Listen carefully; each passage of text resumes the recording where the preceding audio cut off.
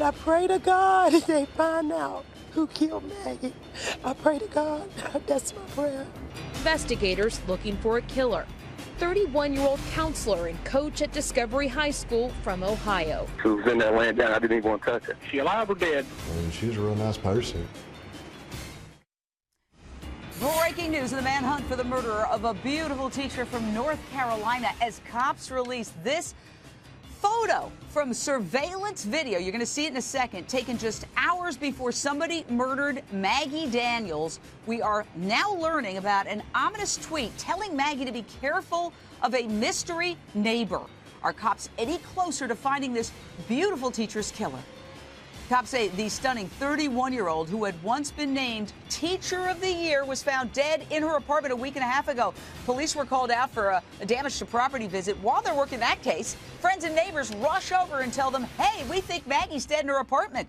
Listen to this 911 call.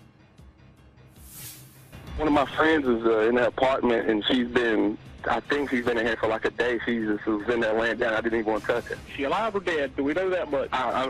I'm not sure at all. They're going to go in there. It shook me up when I seen it. All right. Now we're learning that just last year, Maggie tweeted a text a friend sent her saying, quote, be careful with your neighbor you mentioned. I would really encourage you to take a self-defense class, end quote. So was a neighbor stalking and plotting to kill this beautiful teacher the whole time? Or was somebody else obsessed with her? I want to go to my very special guest, Maggie Daniels, the dead woman's dear friend, Judson Terrell. Thank you so much for joining us, Judson. You just heard that, You're welcome.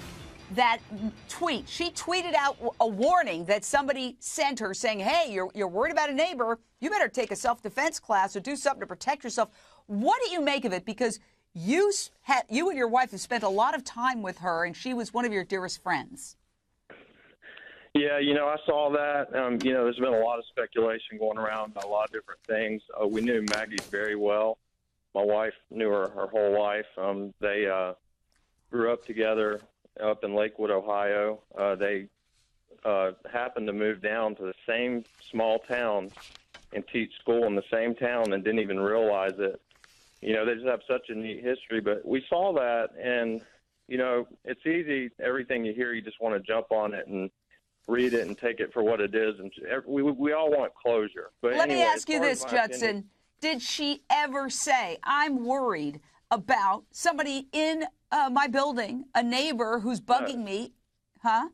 The answer is easily no. She never expressed that to us whatsoever. I was a little surprised when I saw that, Maggie is not typically the type of person that would express any concern like that. She's usually very upbeat. She was always very positive, uplifting.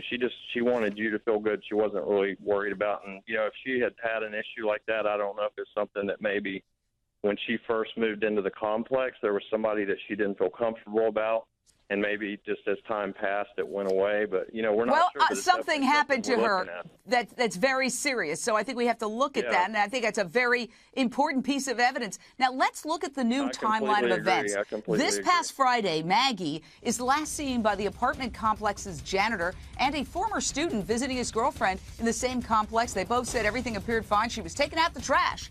A couple hours later, Maggie is seen at a Walmart with a friend. Later that night, Maggie's friend said they had plans, but Maggie stood her up and never even picked up the phone. So maybe something terrible happened on Friday night, it looks like. Then Saturday morning at 9:07 in the morning, cops respond to a reported damage to property inside the complex. 10:37, neighbors race up to the cops and alert them to an unresponsive female in the apartment. So John Lusich, criminal investigator, what do you make of that tweet? And what do you make of the timeline? Well, we got to see if there's any credence to the creep. That's number one. And the timeline is very crucial here. It also has to take a look at is that property damage related to this event in any way? Was that property, because it wasn't specific about what that property damage was. Did somebody break in somewhere prior to this body being found? I mean, the fact that she wrote to someone in an email and expressed concern about an individual and they wrote back to her is troubling and something the cops need to do. But right now what the cops are going to do is canvass everybody, talk to everybody in the neighborhood, let me jump in because we're tight on time. Judson, I know you want to mention something about her character. that she was absolutely squeaky clean. She never did drugs. She didn't drink. Tell us very briefly. We only have 30 seconds.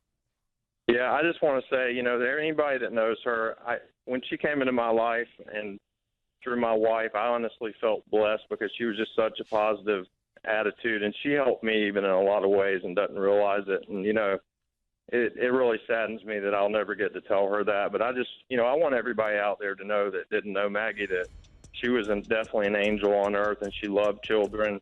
And that is really her top priority, was to help the children.